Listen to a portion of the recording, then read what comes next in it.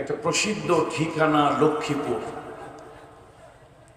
সেই আলেম ওলামা পীর বুজুর্গ দিনপন্থী লোকের ঠিকানা লক্ষ্মীপুরের নবগঠিত একটি থানা চন্দ্রগঞ্জের অন্তর্গত পশ্চিম মান্দারি ইশাআতুল কোরআন নুরানি হাফিজিয়া মাদ্রাসা ও এতিমখানার উদ্যোগে আয়োজিত আজকের আজিম ও শান ওয়াজ মাহফিল। এই আজিম ও শান ওয়াজ মাহফিলের পরম শ্রদ্ধা ভাজন সভাপতি করিম ইবনুল করিম, আল্লাহর এক বিশিষ্ট বুজুর্গ, আল্লাহর একজন বিশিষ্ট ওলি, এই অঞ্চলের সর্বজন মানুষের শ্রদ্ধা ভাজন ব্যক্তিত্ব মরহুম আল্লামা আব্দুল মান্নান সাহেব রাহিমাহুল্লাহ নব্বরাল্লাহু মারকাদাহু ওয়া জাআলাল জান্নাতা মাসওয়াহু। তার সুযোগ্য আওলাদ, আমার অত্যন্ত শ্রদ্ধাভাজন ওস্তাদ তুল্য ব্যক্তিত্ব এবং সেই সাথে আমার আরাফাতেরও ভাই আলহামদুলিল্লাহ হযরত মাওলানা মুহাম্মদ নোমান সিদ্দিকী সাহেব হাফিজাহুল্লাহ। আল্লাহ তাআলা আল্লাহর এই অলির আওলাদকে দীর্ঘ সুস্থ নেক হায়াত দান করুন এবং এলাকার দ্বীনি খিদমতের জন্য, এই মসজিদ মাদ্রাসার খিদমতের জন্য, জাতিকে কোরআন হাদিসের আলোকে রাহনুমাই করার জন্য আল্লাহ তাআলা নেক হায়াত দিয়ে তাকে দীর্ঘদিন বাঁচিয়ে রাখুন। আজকের মাহফিলে উপস্থিত হাজারাত উলামায়ে কেরাম, আইম্মায়ে মাসাজিদ, বিশেষ করে আমার পূর্বে যিনি বক্তব্য রেখেছেন অত্যন্ত বুজুর্গ ব্যক্তিত্ব বিশিষ্ট আলেমে দ্বীন হযরত মাওলানা শিব্বির আহমদ সাহেব দামাত বরকাতুহুমুল আলিয়া, আমাদের উস্তাদকেও আল্লাহ তাআলা দীর্ঘ সুস্থ নেক হায়াত দান করুন।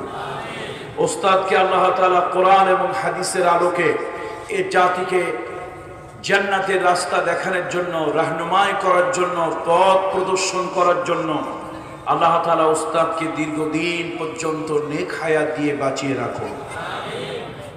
আজকের মাহফিলে আমার সামনে আপনারা যারা বসে আছেন, দিন প্রিয়, ধর্মপ্রিয়, ইসলাম প্রিয়, রসুল প্রিয়, তাওহীদ প্রিয় জনতা, বিশেষ করে আমি যাদেরকে ভালোবাসি, আল্লাহ যাদেরকে ভালোবাসেন, আল্লাহ রসুল যাদেরকে ভালোবাসতেন, সেই তারুণ্যের উচ্ছ্বাস উদ্দীপনায় ভরপুর কিশোর তরুণ যুবকেরা, ছাত্র বন্ধুরা, পর্দার আড়ালের সম্মানিতা মা ও বোনেরা, আমাদের স্কুল কলেজ মাদ্রাসাগামী স্নেহের টুকরা, কলিজার টুকরা মেয়েরা, আমি সকলের প্রতি শ্রেণী মোতাবেক শ্রদ্ধা, ভালোবাসা ও স্নেহ জ্ঞাপন করছি।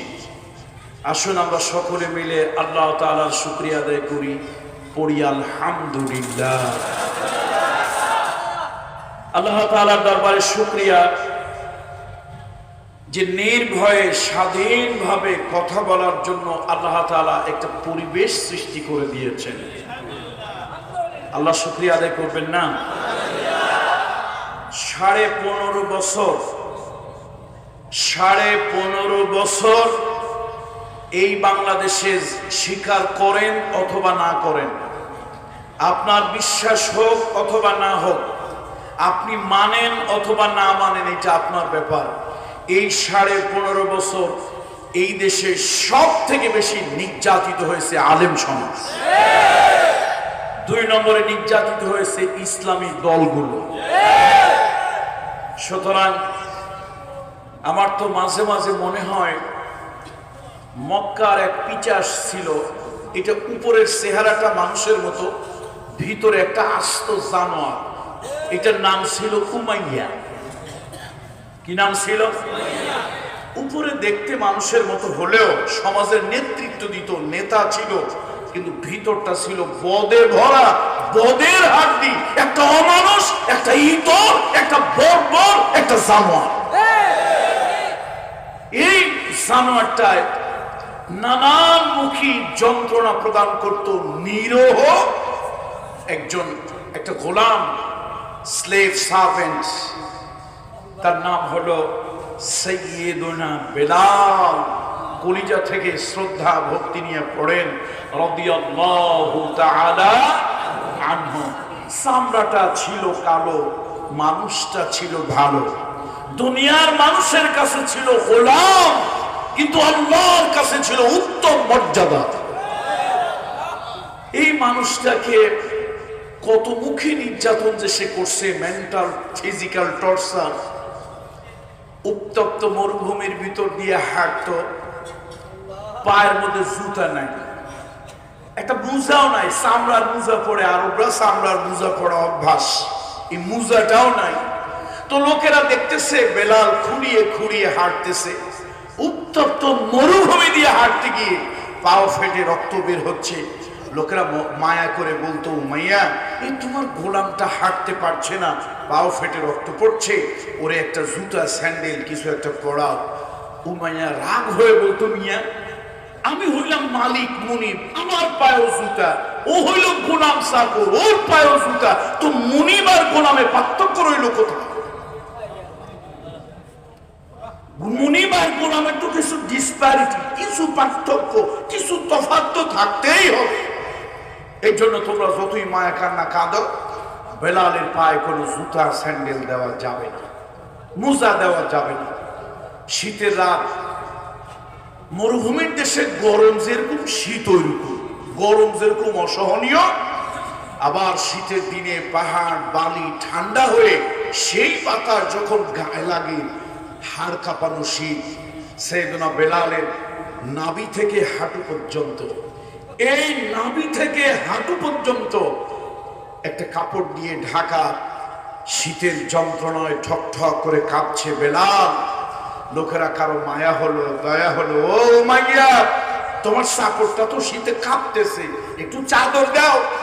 এই নির্দয় নিষ্ঠুর হায়না জানোয়ারটা মানুষের মতো দেখতে হলেও হৃদয়হীন এই লোকটা বলতো, আরে আমি মুনিব, আমার গায়ে কাপড় চোপড় চাদর, আমার গোলামের গায়ে কাপড় চোপড় চাদর, তো গোলাম আর মুনিবের পার্থক্য রইল কোথায়? গোলামকে গোলামের মতো থাকতে দাও।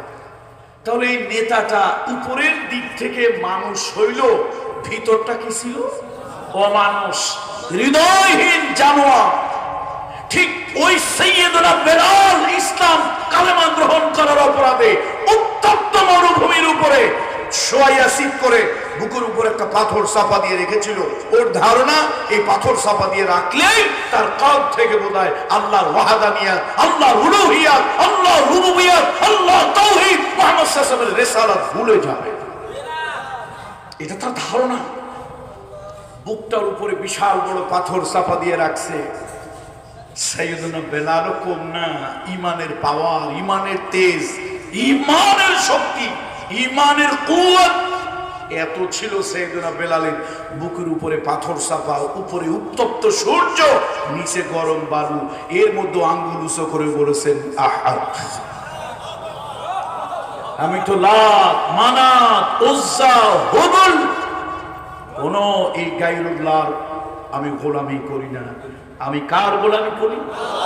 যিনি আহাদ, তার গোলামি করি। 15টি বছর হেন কোন নির্যাতন নাই, ঘর ছাড়া, বাড়ি ছাড়া, চরিত্র হনন করা, জেলে ঢোকানো, ফাঁসি দেওয়া। আমরা হয়তো আলেমরা মাসলাক, মানহাজ, মাযহাব আমাদের কারো পার্থক্য ছিল, কিন্তু ওদের কাছে সব আলেম সমান। সব থেকে বেশি নির্যাতন কাদেরকে দেওয়া হয়েছে? আলেমদেরকে দেওয়া হয়েছে। তো আল্লাহ তাআলার কাছে শুকরিয়া আদায় করছি, স্বাধীনভাবে আল্লাহ তাআলা এখন আর ভয় নাই। ওরে বাবা, ও তো নেতা, নেতার তো অভাব নাই, নেতার তো অভাব নাই। ছোট নেতা, বড় নেতা, পাতি নেতা, সাথী নেতা, কত নেতা। আবার স্টেজে ওঠার আগে 4-5টা সতর্কবাণী, এই তোমাদের হুজুরদেরকে বলে দিও খবরদার ওই ওয়াজ টোয়াজের নামে যেন রাজনীতি ফাজনীতি না করে। হুজুরদের খাইয়া কোনো কাজ নাই, হুজুরদের আল্লাহর দুনিয়ায় কোনো কাজ নাই, হুজুরদের কাজই হলো মাইক নিয়ে রাজনীতি নাকি? আসলে চোরের মনে পুলিশ, পুলিশ চোরের মনে কি? আন্নাসু ইয়াকিসু আলা মা নাফসি। এই কিছু লোকের কাজই হলো তাদের চিন্তা যে হুজুরদের পৃথিবীতে আর কোনো কাজ নাই, হুজুররা মাইক পাইলেই খালি রাজনীতি করে। হুজুররা যে অনেক ভালো কথা বলে, স্বামী স্ত্রীর মধ্যে বন্ধন ঠিকঠাক, ছাড়াছাড়ি না হোক, ছেলে পেলেরা বাপ মা চিনে না, বাপ মার হক আদায় করে না, বাপ মা খিদমত করে না, এই সন্তানগুলোরে বাপ মা খিদমত করার প্রতি উৎসাহিত করা দরকার। অনেক বাপ মা আছে গরু ছাগল কুত্তা বিড়ালের মতো সন্তান জন্ম দিয়া যেখানে সেখানে ফেলে দেয়, ও কোথায় যায় কি করে কোনো খোঁজ খবর নাই, ওই বাপ মা গুলোরে হেদায়েত করা। অনেক মা আছে সন্তানকে বুকের স্তন্য দুধ খাওয়ায় না। পৃথিবীতে যত খাবার আছে তার মধ্যে আদর্শ খাবার হলো সন্তানের জন্য মায়ের বুকের দুধ। এরপরে পরিবেশ যেন নষ্ট না হয়, মানুষজন একটু গাছপালা লাগায়, এই গাছের পাতাগুলো আল্লাহর জিকির করে, অক্সিজেন দেয়। নবীজি বলেছেন, তুমি যদি নিশ্চিত হও আগামীকালকে কিয়ামত বা একটু পরে ইসরাফিল সিংহায় ফুৎকার দেবে, তোমার হাতে একটি দানা আছে, একটা বীজ আছে, ওটা মাটিতে বপন করে দাও। হোক আগামীকাল কিয়ামত, হোক একটু পরে ইসরাফিলের সিংহার ফুৎকার, তারপর অন্তত দানাটা খোঁজাক। এই যে পরিবেশের জন্য গাছ লাগানো অহেতুক, অপ্রয়োজনে, আননেসেসারি গাছপালা ধ্বংস করো না। এই যে হাজার ভালো ভালো কথা হুজুররা বলে, বিয়েতে যৌতুক নিও না, জুয়া খেলা, মদ, এগুলা মানুষকে ধ্বংস করে, এগুলোর দিকে যাইও না। হাজার হাজার লক্ষ ভালো কথা হুজুররা কয়, এগুলো ওই বদমাশগুলোর কানের মধ্যে ঢোকে না। যত শুধু কানে ঢোকে ওই অমুক অমুক নেতা নেত্রী নিয়ে কি বলছে, এইটাই এই বদমাশগুলোর কানে ঢোকে। কথা ঠিক কিনা? আচ্ছা, হুজুরও কি শুধু নেতা রাজনীতি নিয়ে কথা কয় না, আরো কিছু নিয়ে কথা কয়? নামাজ না পড়াটা ভালো কাজ না, নামাজ পড়লে আল্লাহর সাথে বান্দার সম্পর্ক হয়। হুজুরও বলে না? বলে না। সন্তানের যে শিক্ষাই দেন, কিন্তু সন্তানের বুনিয়াদি ফাউন্ডেশন, তার শুরু শিক্ষাটা আল্লাহর নামে দিয়ে প্রথম আয়াত অবতীর্ণ হয়েছে, ইকরা ইকরা বিইসমি রাব্বিকাল্লাযী খলাক। আল্লাহর প্রথম আয়াত হলো তোমার রবের নামে পড়ো। আপনার ছেলেরে ইঞ্জিনিয়ার বানান, ডাক্তার বানান, ডক্টর বানান, পাইলট বানান। ও বাপ, এই সন্তানের যদি আল্লাহর শিক্ষা থেকে তুমি বঞ্চিত রাখো, আল্লাহ তাআলা এই সন্তানের নিয়ামত থেকে তোমাকে বঞ্চিত রাখবে। এই কথাগুলো হুজুররা বলে না নাকি? তো এত হাজার কথা বলে, এগুলো নিয়ে বলেন না। হুজুর খালি রাজনীতি করে কি? আমরা কি খালি 2.5 ঘন্টা ওয়াজ করে 2.5 ঘন্টাই রাজনীতি করি? আসলে শোনেন, কিছু লোক বাঁকা চোখে তাকায়। ওই এক লোক বাজারে গেছে, তো বাজারে গেলে এক লোকের সাথে তার দুশ্মনী, শত্রুতা। ওই শত্রু কি করে বাজারে, কার সাথে কি করে, এগুলা আড়ি পাতে, টেরা চোখে তাকায় আর বাঁকা কানে শোনে। তো দেখতেছে শত্রু জানি কার সাথে কথা বলতেছে, কি কথা বলে। তো শত্রু মানে ওই লোকটার শত্রু, লোকটা আসলে শত্রু না, ওই লোকটার দুশ্মন, কিন্তু লোকটা ভালো। এখন তার বন্ধু তারা জিজ্ঞেস করছে, আচ্ছা তোর যে মেয়ে বিবাহ দিলি, প্যান্টটা আমার দিক থেকে সরা দিলে ভালো হবে, তোর যে মেয়ে বিবাহ দিলি কত টাকা খরচ হইল? এটা হলো ব্রিটিশ পিরিয়ডের কথা। তো তখন লোকেরা এই হাজারের হিসাব করতো না, কুড়ির হিসাব করতো। এই মুরব্বী, বেশি বয়স্ক মুরব্বী যারা আছেন, কত ঠিক কিনা, আগেকার দিনের হিসাব বেশি হইলে 20, আর হাজার লাখে 2-1 100 টাকার 1000 টাকার হিসাব করতো। 1000 টাকার হিসাব তো ছিলই না, আমার হিসাব, কড়ির হিসাব, টাকার হিসাব, বাস। তো ওই লোকটা বন্ধুরে জিজ্ঞেস করছে, তুই যে মেয়ে বিবাহ দিলি খুব জাঁকজমক করে, অনেকগুলো গরু জবা দিয়া গ্রামগঞ্জের লোকদেরকে খাওয়াইলি, খরচ হইল কত? খরচ হইল কত? তো সে বলছে, দোস্ত অনেক হিসাব কিতাব করে দেখছি, টাকা লাগছে 3 কম 300। কত লাগছে ভাই? মানে 300 টাকা, তবে তার থেকে কয় টাকা কম? 3 টাকা কম। 3 কম 300। শত্রু তো টেরা চোখে তাকাচ্ছে, বাঁকা কানে শুনতেছে। ও বলছে 3 কম 300, ও শুনছে ইনকাম ট্যাক্স। এখন বাড়ি আসছে, বউ জিজ্ঞেস করে, আচ্ছা আপনি যে খালি খান আর ঘোরেন, এই আপনার কি একটু বুদ্ধি জ্ঞান নাই? মেয়েটা বড় হয়েছে, বিয়ে শাদীর ব্যবস্থা করেন। রাখ মাইয়া মানুষ, তোরা দেশ দুনিয়ার খোঁজ খবর রাখিস না, চিল্লাইস না। মেয়ে বিয়ে অন্তত কিছুদিনের মধ্যে দেওয়া যাবে না। কেন? ওই আমাদের শত্রু যে ওর মাইয়া বিয়ে দিছে, ইনকাম ট্যাক্স লাগছে, সুতরাং আমার মেয়ে বিয়ে দেবো। কোন সময় গভর্নমেন্টের লোকজন এসে বলে, দাও ট্যাক্স দাও, ইনকাম ট্যাক্স দাও। তো এরকম সমাজে কিছু লোক আছে ভাই, হুজুররা শুধু স্টেজে রাজনীতি বলে না, রাজনীতি আছে, কোরআন শরীফের রাষ্ট্র সম্পর্কিত নীতি আছে, রাষ্ট্র পরিচালনার কথা আছে, রাষ্ট্রের টাকা পয়সা কম ভাবে চলবে সেটাও আছে।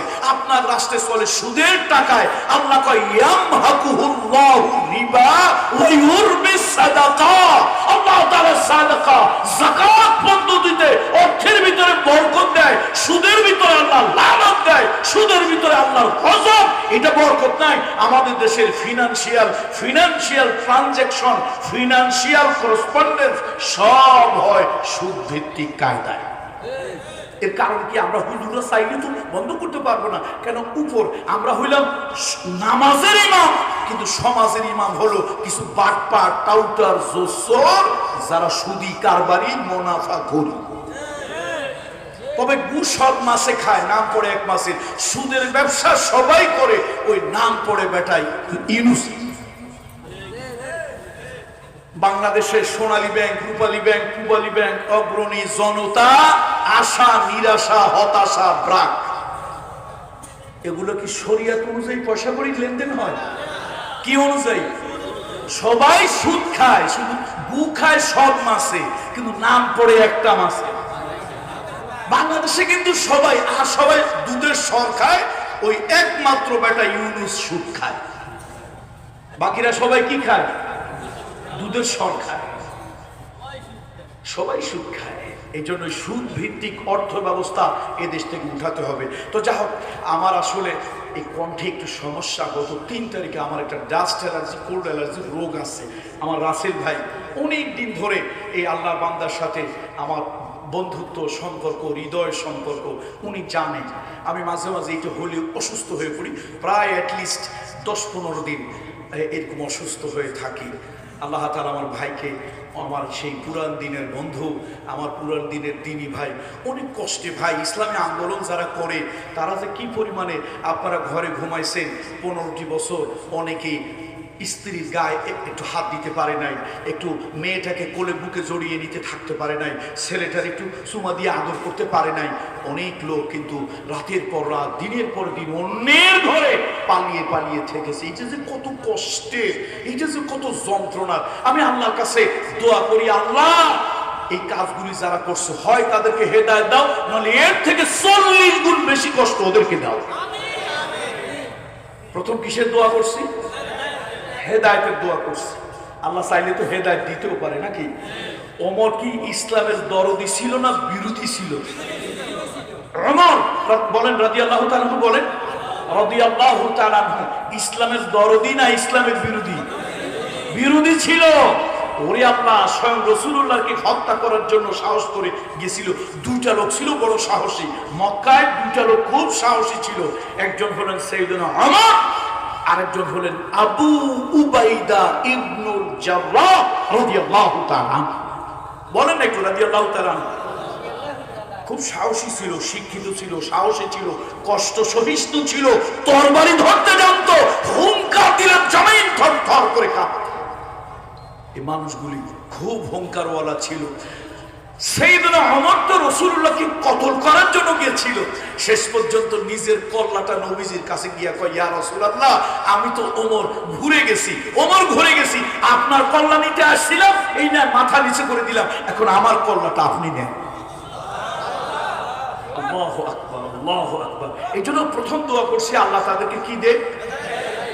এখন হেদায়েত নবীজি দুজনের জন্য দোয়া করছিল, আবু জাহাল, আবুল হাকাম, তার জন্য দোয়া করছিল, আর ওমর ইবনুল খাত্তাবের জন্য দোয়া করছিল। কয়জনের জন্য দোয়া করছে? কবুল কয়জনের জন্য হয়েছে? একজনের হয়েছে।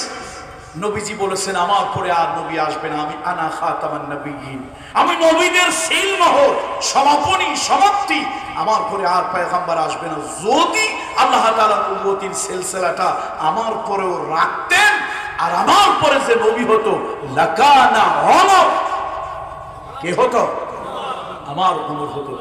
নবীজিকে যিনি হত্যা করতে গেলেন, আল্লাহ নবীজি তার সম্পর্কে ঘোষণা দিল আমার পরে নবী হলে কে হতো? আমার হতো।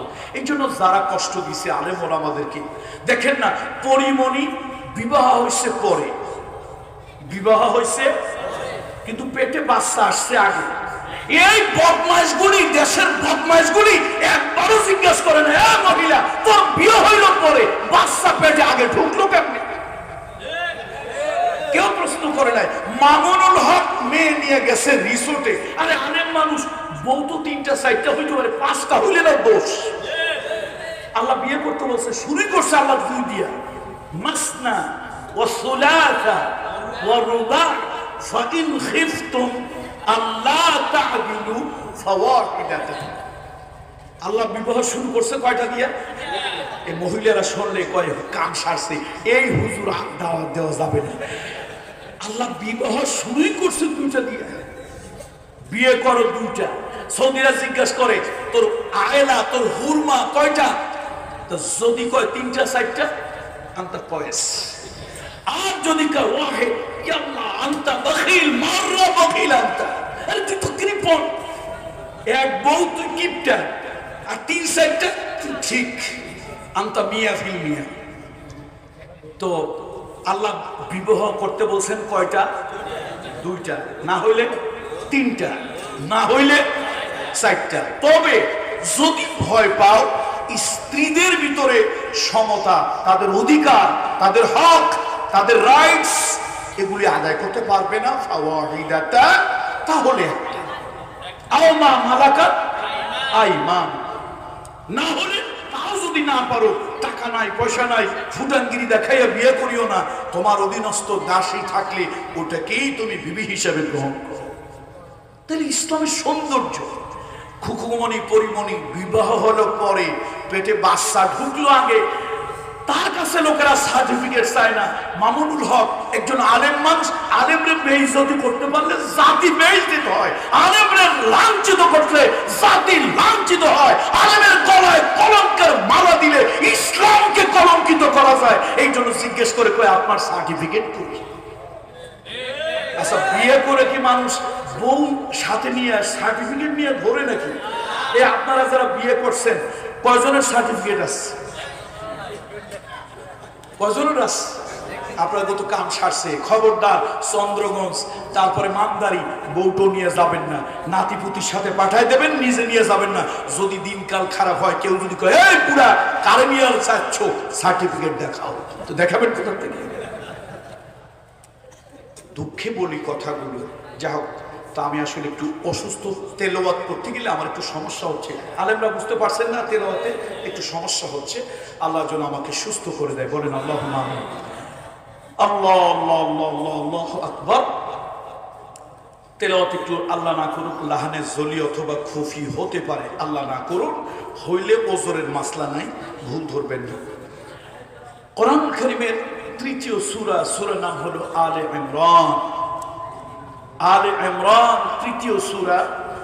এই সূরার 185 নম্বর আয়াতে কারিমা আল্লাহ তাআলা বলেন, কুল্লু নাফসিন যায়িকাতুল মাউত ওয়া ইন্নামা তুওয়াফাউনা উজুরাকুম ইয়াউমাল কিয়ামা। আল্লাহ তাআলা বলেন প্রত্যেককেই মরতে হবে, প্রত্যেককেই মরতে হবে, প্রত্যেক প্রাণীকেই মরতে হবে, প্রত্যেক মানুষকে, নফসকে মরতে হবে। আর ওয়া ইন্নামা তুওয়াফাউনা উজুরাকুম ইয়াউমাল কিয়ামা, তোমাদের ভালো মন্দের প্রতিফল, তোমাদের ভালো মন্দের প্রতিদান কিয়ামতে দেওয়া হবে। আল্লাহ তাআলা বলেন ফামান যুহজিহা আনিন নার যাকে ওই কিয়ামতের ময়দানে জাহান্নামের আগুন থেকে পরিত্রাণ দেওয়া হবে, ওয়া উদখিলাল জান্নাহ, আর যাকে দয়া করে আল্লাহ তাআলা কিয়ামতের ময়দানে জান্নাত দিয়ে দেবেন, ফাকাদ ফাজা, ওই লোকটা হলো সফল। ওয়ামাল হায়াতুদ দুনিয়া ইল্লা মাতাউল গুরুর। এই দুনিয়া পার্থিব হায়াত, এই পৃথিবীর হায়াত, এই জাগতিক হায়াত, এইটা তামাশা, খেলাধুলা ছাড়া আর কিচ্ছু না। এই যুবক বন্ধুরা, বিশেষ করে আমার আন্দোলনের ভাইরা যারা আছেন, আপনাদেরও শুনতে হবে, মা বোনদেরকেও শুনতে হবে। আমাদের মধ্যে একটা রোগ হয়েছে, মানসিক রোগ। আমরা কম বেশি সবাই মানসিক রোগী। আমাদের মধ্যে একটা রোগ হয়েছে প্রতিযোগিতা। আমি মেম্বার হইতে পারলে জীবন সফল, আমি চেয়ারম্যান হইতে পারলে সফল, এমপি হইতে পারলে সফল, মন্ত্রী হইতে পারলে সফল। যেই দল ক্ষমতায় আছে ওই দলের লিডার অথবা ক্যাডার হইতে পারলে আমার জীবনটা সফল। আল্লাহ বলছে সফলতার ব্যর্থতা এখানে নয়। বলেন, সফলতার ব্যর্থতা এখানে নয়। কেউ সব হারাইয়া সফল হয়, আর কেউ সব পাইয়া ব্যর্থ হয়। সুবহানাল্লাহ বলবেন না? তাহলে আমার সাথে একটু বলেন তো সবাই, কেউ সব হারাইয়া সফল হয়, আর কেউ সব পাইয়াও ব্যর্থ হয়। আমি কি নিজে নিজে বানায় বলতেছি? প্রমাণ দেই। কোরআন শরীফের একটা সূরা আছে, আল মুমিনুন, ক্বাদ আফলাহা মুমিনুন। এই সূরার শানে নজুলটা আপনারা বাড়ি গিয়ে পড়বেন। সংক্ষেপে একটু শানে নজুলটা বলে দেই। মক্কা একটা সময় যাচ্ছে, খুব খারাপ সময়। রাসূলুল্লাহ মক্কার জীবন কত বছরের? 13 বছরের। মক্কা একটা সময় যাচ্ছে খুব খারাপ। এখন আপনাদের দেশে যেরকম মোড়ে মোড়ে চায়ের দোকান আছে, মক্কা এরকম কিছু দোকানপাট তো ছিল। এখন ওই দোকানপাট গুলোর ভিতরে কিছু আলোচনা হয়, কিছু সমালোচনা হয়। কি হয়? কই যে আবু বকরের মাথা খারাপ, নাউজুবিল্লাহ একটু বলবেন। আমি যতবার বলবো আপনারা খালি নাউজুবিল্লাহ বলবেন। ওমর একটা বুদ্ধি জ্ঞান নেই, ওসমান সেও কোনো বুদ্ধি জ্ঞান নেই। আস্তাগফিরুল্লাহ। কেন? মানে ওদের ভাবনা হলো আবু বকর এত বড় একটা নিরীহ সম্মানী মানুষ, কে বলছিল এই কালেমাটা পড়ার জন্য? এই কালেমাটা পড়ার দরকার ছিল কি? ওমর হইল এত বড় বীর পুরুষ, যার হুঙ্কারে গর্ভবতী নারীর গর্ভ খালাস হয়ে যেত। ওমরের কথায় এই মক্কার একটা প্রভাব ছিল। আজকে ওমরের ব্যবসা বাণিজ্য কিচ্ছু নাই, নেতৃত্ব নাই, পালিয়ে পালিয়ে বেড়ায়। ওসমান রাদিয়াল্লাহু তাআলা নরমাল ব্যবসায়ী না, ভিআইপি সিআইপি লেভেল। এই মিয়া কেউ আছে 1000 টাকা পুঁজির ব্যবসায়ী, কেউ আছে লাখ টাকা পুঁজির ব্যবসায়ী, কেউ আছে কোটি কোটি টাকা পুঁজির ব্যবসায়ী। সাইয়েদনা ওসমান গনি পড়েন রাদিয়াল্লাহু তাআলা।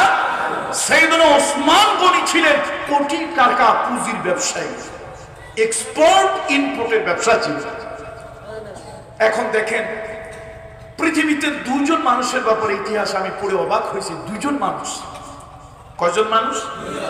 এই দুজন মানুষকে মনে থেকে ভক্তি করবেন, আল্লাহর কাছে তাদের মতো হওয়ার আকাঙ্ক্ষা করবেন।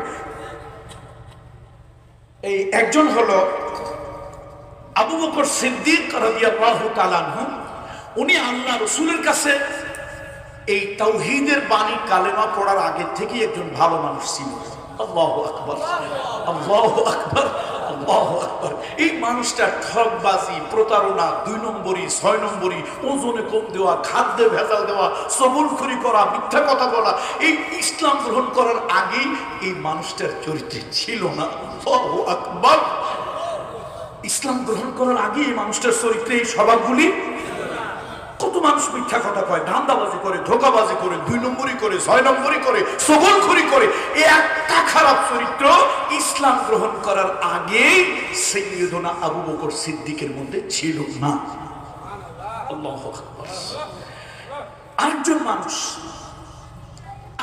মানুষ বিবি আসিয়া। তার ব্যাপারে ইতিহাস তাফসীর আমি যতটুকু পড়েছি, মুসা আলাইহিস সালামের প্রতি ঈমান আনলেন, তাওহীদের উপরে ঈমান আনলেন, আল্লাহর ওয়াহদানিয়তের উপরে ঈমান আনলেন, আল্লাহর উলুহিয়ত রুবুবিয়তকে গ্রহণ করলেন। বিবি আসিয়া এই মহিলা মুশরিক থাকা অবস্থায় তখনও এই মহিলা নির্দয় নিষ্ঠুর ছিল না। মিথ্যা কথা বলা, ঝগড়াঝাটি করা, কারো হক নষ্ট করা, অন্যকে কষ্ট দেওয়া, এই চরিত্রগুলি বিবি আসিয়ার আগে থেকেই ছিল না। সুবহানাল্লাহ। বন্ধুরা আমার, বলতেছিলাম কেউ পাইয়া সফল, না পাইয়া সফল, আর কেউ সব পাইয়া ব্যর্থ। দলিল আনছি কোরআনুল কারীম থেকে, আমার বানানো কোনো কথা নয়, কিসসা কাহিনী নয়। হযরত আবু বকর সিদ্দিক বড় একজন ব্যবসায়ী, সমাজের একজন সম্মানী মানুষ। কালেমা গ্রহণ করার অপরাধে বাড়িতে ঘরে ঘুমাতে পারে না। একবার একটা নতুন ইয়ামানি চাদর দিয়া তার গলায় ফাঁসি দেওয়া হয়েছিল। সাইয়েদনা আবু বকরের জীবনী পড়ে দেখবেন, ওই ইয়ামানি চাদর দিয়া এমন ভাবে আবু বকর সিদ্দিককে ফাঁসি দেওয়া হয়েছিল। কাবা ঘরের চত্বরে আল্লাহ তার হায়াত রেখেছেন বিদায় তিনি বেঁচে গিয়েছিলেন। আল্লাহ যদি তার হায়াত না রাখতো, এত কঠিন ফাঁসি তাকে দেওয়া হয়েছিল, নির্ঘাত ওই ফাঁসিতে তিনি মারা যেতেন শুধু কালেমা পড়ার অপরাধে। যে মানুষটা এত ভালো মানুষ, ওই মানুষটার উপর অত্যাচার। হযরত ওমর সমাজের ভিতরে আবু জাহাল, আবু লাহাব, উতবা, সায়বা, ওয়ালিদ ইবনে মুগীরার সাথে নেতৃত্ব দিয়েছে। সেই ওমর রাদিয়াল্লাহু তাআলা পালিয়ে বেড়ায়। আবু উবাইদা ইবনুল জাররাহ পালিয়ে বেড়ায়। হযরত উসমানের ব্যবসা বাণিজ্য সব বন্ধ হয়ে গেছে, নষ্ট হয়ে গেছে, পুঁজি আর উঠাতে পারে না। এমন সময়, এমতো অবস্থায় মক্কার গলিতে বিভিন্ন দোকান সরাইখানা, ওই জায়গায় কিছু লোকেরা বলা বলি করে, কয় এই মানুষগুলা পাগল। আউযুবিল্লাহ। এই মানুষগুলোর দুনিয়ায় কত সম্মান ছিল, টাকা ছিল, প্রভাব প্রতিপত্তি ছিল। কে বলল কালেমা গ্রহণ করার জন্য, কে বলল ইসলাম গ্রহণ করার জন্য? কালেমা পড়লো, ইসলাম গ্রহণ করলো, নতুন ধর্ম আনলো, আর সব হারাইয়া মানুষগুলো বরবাদ হয়ে গেল। এই জমিনের কথা আল্লাহ শোনে না। এখন ওরা বলতেছে বরবাদ হয়ে গেছে, ব্যর্থ হয়ে গেছে, ব্যবসা নাই, বাণিজ্য নাই, ঘরে ঘুমাইতে পারে না, পাহাড়ে থাকে, গুহায় থাকে, আবিসিনিয়া গেছে, সেখানে গিয়েও টিকতে পারে নাই। এই মানুষগুলি পাগল না হইলে এমন সম্মান, ইজ্জত, ব্যবসা ছাড়া কেউ রাস্তায় ঘোরে, ঠাট্টা করে, বিদ্রুপ করে, গেছে। আল্লাহ রাগ হইলেন, ওহী পাঠাইলেন আল্লাহ তার হাবিবের কাছে। আরবের কাফেরেরা, তোরা মনে করছিস আমার এই নবীর সাহাবীগুলি সব হারাইয়া তারা ব্যর্থ হয়েছে? আরে আমি আল্লাহ বলতেছি, কদ আফলাহাল মুমিনুন, আমার ঈমানদাররা সফল হয়ে গেছে। এ ভাই, শব্দ শোনেন, শব্দ বোঝেন, সফল হয়ে যাবে এ কথা না, সফল নিশ্চিত, নিশ্চিত রূপে যা হয়। তার মানে তোমার ভাষায় বাড়ির মালিক, গাড়ির মালিক, সম্পদের মালিক, বিল্ডিং এর মালিক তোমার ভাষায় হলেই জীবন সফল। আল্লাহ কয় না, কিছু লোক আছে সব হারাইও সফল হয়, আর কিছু লোক সব পাইও ব্যর্থ হয়। আমি গেছিলাম মিশরে, তো মিশরের ফাইয়ুম নামক একটা প্রদেশ অথবা জেলা, যাই হোক, ফাইয়ুম। তো ওইখানে গেছিলাম, বুহাইরা কারুন লেক, এই যে লেক আছে আমাদের দেশে, এরকম বুহাইরা কারুন লেক। আল্লাহ সেই লেকের পাশে গিয়ে দাঁড়াইছি। বিশ্বাস করেন, আমার অনুভূতি আমি আপনাদেরকে বুঝাইতে পারবো না। ছোটবেলায় আলেমুল আমার মুখে গল্প শুনছি, কত গল্প, সত্য মিথ্যা, কি হয়েছে না হয়েছে, বিশ্বাস কেমন, সবারই মানতে একরকম না। ছোটবেলার চিন্তা তো।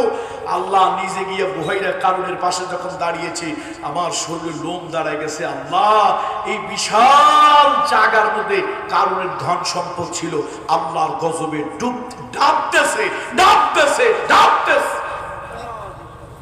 তাহলে অঢেল সম্পদ। এরপরে আমি চলে গেলাম কারুনের রাজপ্রাসাদ যেখানে ছিল। বিশ্বাস করেন, আল্লাহ তাআলা আমার টেকেরহাটের মরহুম আব্বাজান মরহুম দেলওয়ার হোসাইন আনসারী রহমতুল্লাহ আলাইহি, আল্লাহর ওলির একজন অযোগ্য আওলাদ। আমি এই বয়সে আল্লাহ তাআলা পৃথিবীর অনেক দেশে অনেক সভ্যতা সংস্কৃতি অনেক এই হেরিটেজ, ওয়ার্ল্ডের অনেক হেরিটেজ আল্লাহ তাআলা আমাকে দেখার সুযোগ দিয়েছে। অনেক জায়গা আমি গিয়েছি। তো বহাইরা কারণের এটা দেখার পরে আমার মন হইল আচ্ছা তো একটু কারণের প্রাসাদ দেখি। আমি ওই জায়গায় গিয়া চিৎকার দিয়ে আল্লাহু আকবার বলতেছি, এই চিন্তা করে যে আজ থেকে 4000 বছর আগে ওরা দেখতেছে সবকিছু আর আমি ভয় পাচ্ছি।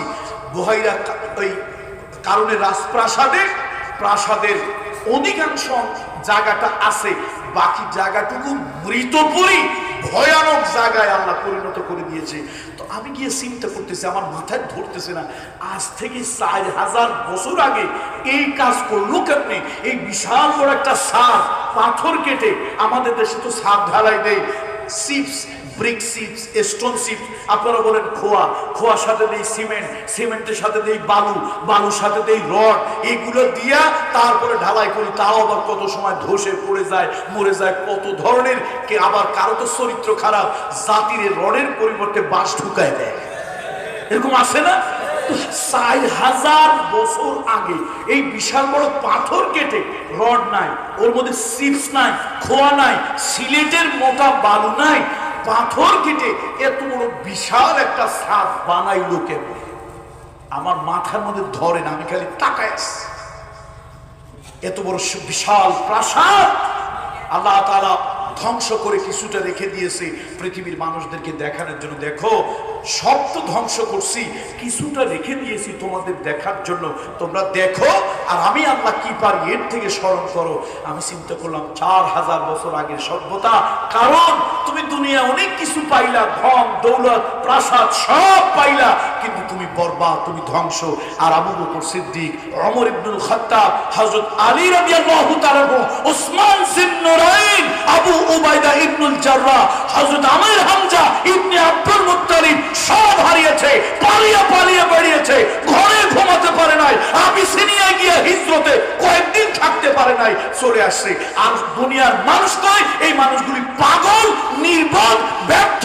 পাগল না হইলে চাকরি যায়, নেতাগিরি যায়, দোকান যায়, ব্যবসা যায়, পাগল। আল্লাহ কয় না ওরা সফল।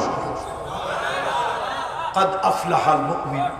তাহলে তোমার ভাষায় সফলতা একরকম, বলেন আল্লাহর ভাষায়, বলেন আল্লাহর ভাষায় আর এক রকম। তাহলে আপনার আমার হিসেব একরকম না। এখন দেখেন আল্লাহ কি বলে আল্লাহ তাআলা বলেন, কুল্লু নাফসিন যায়িকাতুল মাউত, প্রত্যেক প্রাণীকে মরতে হবে। রাজা বলো, বাদশা বলো, আমির বলো, ফকির বলো, ধনী বলো, গরিব বলো, প্রত্যেককেই মরতে হবে। আজ হোক মরতে হবে, কাল হোক মরতে হবে, 100 বছর পরে হলেও মরতে হবে। পৃথিবীতে চিরদিন বেঁচেছে এমন কেউ নাই। একবার আমি ওই যে জার্নাল পড়তেছিলাম, একটি বিজ্ঞানের একটা আর্টিকেল একজন লিখেছে, তার মধ্যে তিনি বলেছেন যে পৃথিবীতে বেশি বাঁচে কারা, পৃথিবীতে বেশি বাঁচে কারা। তো ওইখানে সেই বিজ্ঞানের সেই আর্টিকেল, জার্নালের ভিতরে যে আর্টিকেলটা পড়লাম, দেখলাম এক ধরনের ব্যাকটেরিয়া পৃথিবীতে সব থেকে বেশি বাঁচে, প্রায় 5000 বছর। কত বছর? তাহলে 5000 বছর মানে কি? অর্থাৎ 5000 বছর পর হইল তার মৃত্যু। বলেন মৃত্যু আছে, আছে। তাহলে বন্ধুরা আমার, গাছ বলেন, পালা বলেন, মানুষ বলেন, বাঘ ভাল্লুক যাই বলেন, নেতা বলেন, নেত্রী বলেন, এমপি বলেন, মন্ত্রী বলেন, আচ্ছা দুনিয়া এমন কোন মন্ত্রী আছে যার মৃত্যু হয় নাই? বরং আমার দেশের মন্ত্রী মিনিস্টাররা মৃত্যু ফিরানোর জন্য বডিগার্ড রাখে। কি গার্ড? একটু আওয়াজ দিয়ে বলেন, কি গার্ড? তো একটা গল্প আমাদের ওস্তাদে শোনাইছিল, পাকিস্তানে একটা অঞ্চল, যেমন বাংলাদেশ একটা দেশ, এই দেশের ভিতরে নোয়াখালী একটা জায়গা, লক্ষ্মীপুর একটা জায়গা, চিটাগং একটা জায়গা, তো ওইরকম একটা অঞ্চল, একটা জায়গার একটা নেতা ছিল, নেতার নাম লিয়াকত আলী খান। আবার একজন জাতীয় নেতা ছিল, দেশের নেতা, সেও লিয়াকত আলী খান। এই খান আর ওই খান একজন, দুইজন, উনি হলো আঞ্চলিক নেতা। তো এই লোকটার একটু অভ্যাস খারাপ, কথা কয় বেশি। কিছু লোক আছে বেশি কথা কয়, কথা বেশি যারা কয়, অপ্রয়োজনীয় কথা, অহেতুক কথা, অতিরঞ্জিত কথা যারা বলে, তাদের শত্রু বেশি হয় না বন্ধু বেশি হয়? শত্রু বেশি হয়। তো ওই লোকটার সোপা খারাপ, জিব্বা খারাপ, কথা বেশি কয়। তো শেষে পাবলিক তার বিরুদ্ধে খেপছে, গভর্নমেন্টের কাছে কয় যে আমার শত্রু বেড়ে গেছে, সরকার তার নিরাপত্তার জন্য 4 জন গানম্যান দিছে। এই চন্দ্রগঞ্জ থানার 4 জন ফোর্স সিভিল ড্রেসে, সরকারি অস্ত্র নিয়ে, সরকারি লোক তার সাথে থাকবে। এটা পৃথিবীর অনেক দেশেই সিস্টেম আছে। যদি কেউ জীবন নিরাপত্তাহীনতায় ভোগে, রাষ্ট্রের কাছে চাইলে রাষ্ট্র তার জীবনের নিরাপত্তার জন্য তার সাথে গানম্যান, সরকারি অথবা বেসরকারি, সরকার চাইলে দিতে পারে। তো রাষ্ট্রের কয়জন লোক দিছে?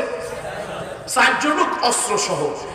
সুপা তো ভালো হয় নাই, জিব্বা তো ভালো হয় নাই। গেছে এক অনুষ্ঠানে, মাইক পাইয়া কয়, মাই ইহা করুঙ্গা, উহা করুঙ্গা, লাঠি কি আমদার মে মুগুর ভরুঙ্গা। এইটা করবো, ওইটা করবো। আশা বলেন, যার যেটা করার ক্ষমতা আছে, সে যদি তার থেকে 10 গুণ বেশি বলে, আপনাদের মেজাজ ঠান্ডা থাকবে না গরম হবে? মেজাজ গরম হয় না? বেটা সলিমুদ্দিন, তোর কি করার ক্ষমতা আছে আমরা জানি না, তুই 10 গুণ বেশি বলিস কেন? এখন ওই বিরোধী পার্টির 2-4টা লোক ঠাস ঠুস করে কি জন্য মারছে, পাবলিক যাতে মাতাল হইল, তালে ঠিক সমানে দৌড়াইছে।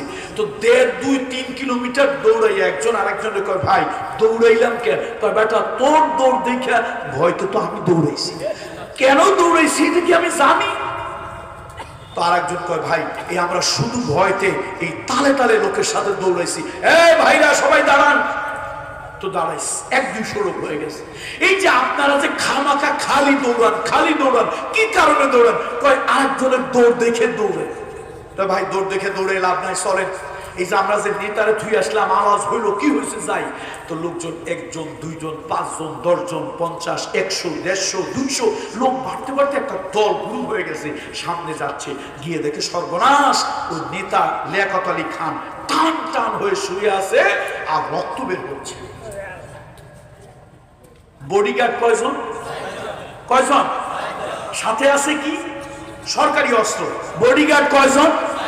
সাথে আছে কি? সরকারি অস্ত্র। নেতা টান টান হয়ে শুয়ে আছে, নেতা নড়েও না, চড়েও না, কথাও কয় না। এখন পাবলিক এসে চতুর্দিক থেকে জমা হয়ে গেছে। তারপরে পালস দেখে কয়, সর্বনাশ, অলরেডি হি হ্যাজ গান। নেতা তো নাই, নেতা শেষ। বডিগার্ড কয়জন? আর সবাই কথা কয় না। কয়জন? সাথে আছে কি? সরকারি অস্ত্র। এখন পাবলিকের মেজাজ গরম হয়েছে। বেটা তোরা 4-4টা লোক, সাথে আছে অস্ত্র, তোরা থাকতে এরকম ঘটনা ঘটলো কেমনে? এখন সব লোকের ইচ্ছা হলো এই সাইডটা ধরে ধোলাই কর, মার। এখন ওই 4 জনের ভিতরে একজন পাঞ্জাবি, ওর দেহ অনেক হাতির মতো বড়, কিন্তু লোকটা ছিল একটু ভীতু, একটু সহজ সরল। तो साहब मैं क्या करूंगा, मैं तो सिर्फ बॉडी का गार्ड हूँ, रूह का नहीं। अरे আপনারা যে খেপছেন, আমি কি করব? আমি তো বডি গার্ড, বডি তো ঠিক আছে, বাট আজরাইল কোন ফাঁকে রূহ নিয়ে গেছে আমি কি দেখছি? আমি কি টের পাইছি? আমি কিসের গার্ড? কথা কয় না লোকগুলো। আমি কিসের গার্ড? আছে কি? বডি আছে না নাই? আমার তো রুহ গার্ড বানান নাই। বেটা আজরাইল কোন ফাঁকে এসে রুহ নিয়ে যাবে আমি তো ওটা বুঝি নাই। তাহলে দুনিয়ার মন্ত্রী, মিনিস্টার, এমপি যারাই হোক, সাথে কি রাখে বলেন তো? আচ্ছা একজন মানুষ দাঁড়িয়ে বলেন যে আমি শুনছি অমুকের সাথে রুহ গার্ড আছে। বরং আমার আল্লাহ তাআলা রুহ গার্ড মুহাম্মদুর রাসূলুল্লাহকে দিয়ে দিলেন। নবীজি যখন হিজরতে বের হবেন, চতুর্দিকে তাকায় দেখে কাফেরেরা, চতুর্দিকে কাফেরেরা। রাসূলুল্লাহ তাকায় দেখেন কাফেরদের হাতে অস্ত্র, তারা খোলা নাঙ্গা তরবারি নিয়ে আনন্দ ফুর্তি করতেছে, হাসাহাসি করছে। আল্লাহ নবী বলেন, ও আলী, কলিজার টুকরা আলী, আমার বিছানায় আমার চাদর মুড়ি দিয়ে ঘুমিয়ে পড়ো, আমি বের হব। রাসূলুল্লাহ হাতের মধ্যে একটু বালি নিলেন, একটু নুড়ি কুড়ি নিলেন। রাসূলুল্লাহ তার মধ্যে দম করে ফু দিয়ে ছেড়ে দিলেন। ওয়ামা রমাইতা ওয়ামা রমাইতা ইযা রমাইতা ওয়ালাকিন্নাল্লাহ রামা। নবী গো, আপনি একটু বালি হাতে নিছিলেন, আপনি একটু মাটি হাতে নিছিলেন, একটু দম করে আমার নামে ছেড়ে দিয়েছিলেন। আপনার হাতের সাথে আমি আল্লাহ আমার কুদরতি হাতখানা লাগিয়ে দিয়েছিলাম। আপনি একদিকে ছড়েছেন, আমি চতুর্দিকে ওইটা ছড়ায় দিয়েছি। আপনি ছড়েছেন বালি, আপনি ছড়েছেন মাটি, আপনি ছড়েছেন কঙ্কর পাথর, আমি আল্লাহ টিয়ার সেল গ্যাস বানায় দিয়েছি। আমি আল্লাহ তাআলা ওটাকে ধূম্রজাল বানিয়ে দিয়েছি। আমি আল্লাহ কুয়াশা বানিয়ে দিয়েছি। ওই ধূম্রজাল, ওই কুয়াশা, ওই টিয়ার সেলে সব কাফেরদের চোখের সামনে পর্দা পড়ে গেল। আর এই ফাঁকে আমি আল্লাহ তাআলা নিরাপদে আপনাকে বের করে দিলাম। তাহলে দেহ গার্ড আছে পৃথিবীতে, কি না বলেন না? পৃথিবীতে কি আছে? রুহু গার্ড নাই। রুহুকে গার্ড কে দেয়? আমার আল্লাহ। এই জন্য আমার আল্লাহ যদি আমারে মারে, পৃথিবীতে কেউ বাঁচাইতে পারবে না। আর আমার আল্লাহ যদি আমারে বাঁচায়, তখন পৃথিবী ঐক্যবদ্ধ হয়ে আমারে মারতে পারবে। রাখে আল্লাহ, মারে কে? মারে আল্লাহ। এই ঈমান আসেনি, এই বিশ্বাস কার কার আছে? লিল্লাহে তাকবীর, লিল্লাহে তাকবীর। এই আল্লাহর উপরে বিশ্বাস, এই ইয়াকিন আমাদের আছে। আল্লাহ তাআলা বলেন, শোনো, রাজা হও, বাদশা হও, মন্ত্রী হও, মিনিস্টার হও, যত বড় প্রধানমন্ত্রী হও, কোন একটা দেশে সেই দেশের প্রধানমন্ত্রী রাস্তার পাশের পুরানা একটা টয়লেট দুর্গন্ধের সামনে দাঁড়ানো যায় না। রাস্তার পাশের পুরাতন পাবলিক টয়লেট থেকে শুরু করে সেক্রেটারিয়েট, বঙ্গভবন, গণভবন, সব জায়গায় তার দলের সামসা, লিডার, ক্যাডার, দলীয় লোক, দলীয় মানুষ দিয়ে ভরে দিল। একটা দেশে পৃথিবীতে এমন ইতিহাস দ্বিতীয়টা নাই, কোন একটা দেশের প্রধানমন্ত্রী রাস্তার পাশের পুরাতন দুর্গন্ধযুক্ত টয়লেট থেকে শুরু করে ওই দেশের সেক্রেটারিয়েট, পার্লামেন্ট, ওই দেশের গণভবন, ওই দেশের বঙ্গভবন, সব তার লোক দিয়া রিক্রুট করে ভরে দিল। আমার বন্ধুরা, হাজার লক্ষ মানুষ চেষ্টা করলো, তার এক গাছ পশম নড়াইতে পারে না। কিন্তু আল্লাহ তাআলার আরশের ফয়সালা যখন হয়ে গেছে, সময় পাইল মাত্র 45 মিনিট। আপনারা মনে করছেন বিজয় শুধু ছাত্ররা আছে? এই ছাত্ররা, তোমাদের আল্লাহর দোহাই যুবকেরা, খোদার কসম, আল্লাহর ইজ্জতের কসম, আল্লাহর জালালের কসম, আল্লাহর জাতে পাকের কসম, শুধু তোমরাই বিজয় আনো নাই। আমার তো মনে হয়েছে 5 তারিখ পর্যন্ত এই বিজয় মানুষ আনতে পারে নাই। 6 তারিখে আমার কাছে মনে হয়েছে যে 5 তারিখে আমার কাছে মনে হয়েছে এটা আরশে আজিমের ফয়সালা। মাত্র কয় মিনিট সময়। আমি যারা চলে গেছেন তাদের প্রতি আমার ঘৃণা না, ভালোবাসা নিয়ে বুকে জড়িয়ে ধরে বলছি, বন্ধু, এর থেকে তুমি একটা শিক্ষা নাও। বন্ধু, এর থেকে তুমি কি নাও? শিক্ষা নাও। বন্ধু, তুমি অহংকারী হইও না। এই যে তোমার পতন, তোমার মালিক কি পারে, এই শিক্ষা, এই ঈমান, এই ইয়াকিন, এই বিশ্বাস নাও। আগামী দিনে তোমার চরিত্র ভালো করো। আর সামনে যারা ক্ষমতায় আসতে চাও, তোমরা এর থেকে শিক্ষা নাও।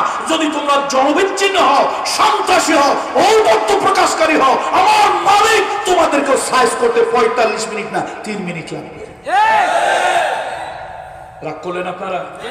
দেখেন না, কিছু লোক মনে করছে এখনই বোধহয় ক্ষমতায় অলরেডি তারা চলে আসছে, ভাব এরকম হয়ে গেছে। রাগ করতেছেন, অসন্তুষ্ট হচ্ছেন আমার উপরে। তাহলে সবাই আমাদের কি করতে হবে? মরতে হবে। বলেন সবারই আমাদের কি করতে হবে? কথা কার? আল্লাহর কথা। আর আপনি আমি সফল, আমি পীর সাহেব মানুষ, পীরজাদা মানুষ, আমি মনে করি বাড়ি গাড়ি ধন দৌলত হলে জীবনটা আমার সফল। আল্লাহকে বান্দারে তোর এই বাড়ি গাড়ি ধন দৌলতের মধ্যে সফলতা না। আপনি চিন্তা করলেন এলাকার চেয়ারম্যান মেম্বার হইলে, কেউ চিন্তা করলো এমপি মন্ত্রী হইলে জীবনটা আমার সফল, কেউ চিন্তা করলো আমি একটু সরকারি দলের পাওয়ার পাইলে লিডার ক্যাডার হইলে জীবনটা আমার সফল। আল্লাহ কয় না, সফলতা ব্যর্থতা ওখানে না। ফামান যুহজিহা ফামান যুহজিহা আনিন নার ওয়া উদখিলাল জান্নাহ ফাকাদ ফাজ। আমার আল্লাহ তাআলা বলেন শোনো, এই দুনিয়াটাই আসল দুনিয়া না। ও যুবকেরা, রাজনীতি যারা করো তোমাদেরকে হাতে ধরি পায়ে ধরি, তুমি আমার বন্ধু, তুমি আমার ভাই, তুমি আমার বন্ধু, তুমি আমার ভাই। যে দলের রাজনীতি কর তোমার হাতে ধরি পায়ে ধরি। বন্ধু তুমি কথায় কথায় 47-এর চেতনা বলো, কথায় কথায় 71-এর চেতনা বলো, কথায় কথায় 52-এর চেতনা বলো, কথায় কথায় 75-এর চেতনা বলো। তোমার আল্লাহর কসম, আল্লাহর কসম, তোমার আল্লাহর দোহাই, তুমি আমার বন্ধু, বুকে জড়িয়ে ধরে বলি তোমার হবে আখিরাতের চেতনা। আখিরাতের চেতনা যার ভিতরে পরকালের চেতনা, আখিরাতের চেতনা নয় নাই, ওই মানুষটা মানুষ না, ওই মানুষটা পশু জানোয়ার। মানুষ হবে পরকালের চিন্তা চেতনায় উদ্বুদ্ধ, এই আখিরাতের চিন্তা আছে। তুমি মানুষ, আখিরাতের চেতনা নাই, তুমি অমানুষ, তুমি তো তুমি জানোয়ার। কেন? গরু ছাগলের জীবন তোমারও জীবন। এই জন্য মানুষ কোন চেতনামুখী হবে বলুন? কোন চেতনামুখী? আখিরাতের চেতনামুখী। যা কিছু তুমি আর আমি করব, চিন্তা হবে আমার পরকালে জবাবদিহি করতে হবে, আমার পরকালে দাঁড়াতে হবে, আমার পরকালে আল্লাহর আদালতের সামনে দাঁড়াতে হবে, বিচার হবে। বন্ধু তুমি যদি পরকাল কেন্দ্রিক চিন্তা চেতনা, পরকাল কেন্দ্রিক চেতনা নিয়ে তুমি যদি আগাতে পারো বন্ধু, তোমার জীবনটা সফল। এই জন্য আল্লাহ তাআলা বলেন ফামান যুহজিহা আনিন নার, যদি কাউকে কিয়ামতের ময়দানে জাহান্নাম থেকে বাঁচিয়ে দেওয়া যায়, ওয়া উদখিলাল জান্নাহ, আর যদি কিয়ামতের ময়দানে জান্নাত যদি তাদেরকে দিয়ে দেওয়া হয়, ফাকাদ ফাজা, ওই লোকটা হলো সফল। ওয়ামাল হায়াতুদ দুনিয়া ইল্লা মাতাউল গুরুর। আল্লাহু আকবার। আল্লাহ তাআলা বলছে শোনো, এই যে দুনিয়ার হায়াতটা, এই যে দুনিয়ার জিন্দেগিটা, এইটা হলো নিছক তামাশা, খেল। আপনাদের অঞ্চলে করে কিনা আমি আমার কথাই বলি, আমাদের অঞ্চলে ছোটবেলা আমিও করছি। ছোটবেলায় আমরা ভাই বোনরা মিলে পাড়ার আশেপাশে যখনই যে একটু বুদ্ধি হয়েছে, কাপড় চোপড় পরা শিখছি, প্যান্ট পরতে হবে, লুঙ্গি পরতে হবে, এগুলি যখন একটু বুদ্ধি হয়েছে তখন আমরা খেলছি। এই খেজুরের ডিগ্গা, ডাগ্গা না ডিগ্গা, কি কোন আঞ্চলিক ভাষায় কি বলে? হ্যাঁ, ডোগা। ডোগা, খেজুর গাছের ডোগা, কলার পাতা, কলার ডোগা, এগুলা দিয়ে আমরা ঘর বানাইছি, একতলা দোতলা ঘর। তারপরে এই বিভিন্ন ফুল টুল এইটা সেটা ছিঁড়ে রান্না বান্না করছি। আবার এরকম হয়েছে কেউ রাজা কেউ প্রজা। তো খেলতেছি হঠাৎ একজন বলে উঠছে, সন্ধ্যা কিন্তু হয়ে গেল, এখন যদি থাকি বাড়ি গেলে কিন্তু মায় আচ্ছা মতো শেষ পেয়ে। এটা আঞ্চলিক কথা আর কি, বাড়ি গেলে মায় আচ্ছা মতো শেষ পেয়ে। আরেকজন তাকায় দেখে সর্বনাশ, পশ্চিম আকাশে সূর্য তো লাল লাল হয়ে গেছে। এই যে সারাদিন দোতলা ঘর বানাইলো, কি কষ্ট। দোতলা ঘর, এইটা সেইটা কত কিছু বানাইছে, সব যেরকম আছে ওরকম ফেলে দৌড় দিছে বাড়িতে। আল্লাহু আকবার, আল্লাহু আকবার।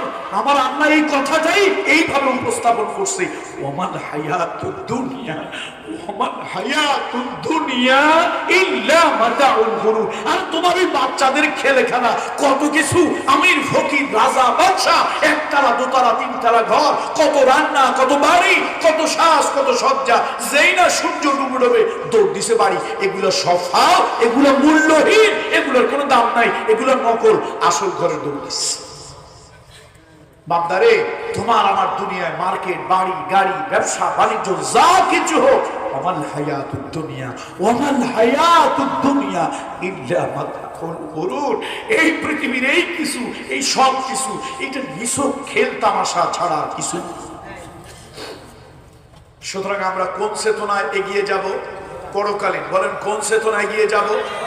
আমাদের মধ্যে কোন চেতনা জাগ্রত হবে? পরকালের চেতনা জাগ্রত হবে। পরকালের চেতনা জাগ্রত যদি না হয় আমরা মানুষ হব না, প্রকৃত মানুষ আমরা হতে পারবো না। আল্লাহ তাআলা আমাদের সকলের প্রতি রহম করুন। আল্লাহ তাআলা মরা লাগবে, পর্দার মা বোনরা যারা আছেন তারাও মরবো। এই যে আমাদের সামনে আমাদের বুজুর্গ উস্তাদ শুয়ে আছেন, যারা ওলাদ এখানে আমার পাশে আজকে মাহফিলে সভাপতিত্ব করছেন, এরকম যত বড়ই বুজুর্গ আল্লাহ রহমান হাফেজ হুজুর রহমাতুল্লাহ আলাইহি অনেক বড় বুজুর্গ ছিলেন। আল্লামা সাইদি সাহেব, আপনারা মনে করেন তিনি শুধু একজন মুফাসসির, শুধু একজন মুফাসসির না, তিনি নিঃসন্দেহে আল্লাহর একজন জবরদস্ত ওলি ছিলেন। আমি পৃথিবীর অনেক দেশে সফরে গিয়ে হুজুরের প্রথম জীবনের খাদেম পেয়েছি। এমনও ভাই, বড় ভাইরা আমাকে স্নেহ করে ছোট ভাইয়ের মতো মুখে জড়িয়ে ধরে বলছেন, ছোট ভাই সাইদি সাহেব হুজুরের সাথে যখন তাকে এরকম দুনিয়ার মানুষ চিনত না, তার সাথে মাহফিলে গেছি, কখনো কখনো জাগা হয় নাই, এক চকিতে শুইছি, হুজুরের সাথে শুয়ে আছি। রাতের বেলা হঠাৎ ঘুম ভাঙছে কোনো কারণে, হুজুর বিছানে নাই, নামাজ আদায় করতেছে। অনেক খাদেম হুজুরের ব্যাপারে এই ধারণা, এই বক্তব্য দিয়েছে যে একটা রাতের জন্য তাহাজ্জুদের নামাজ তার কামাই হতো না।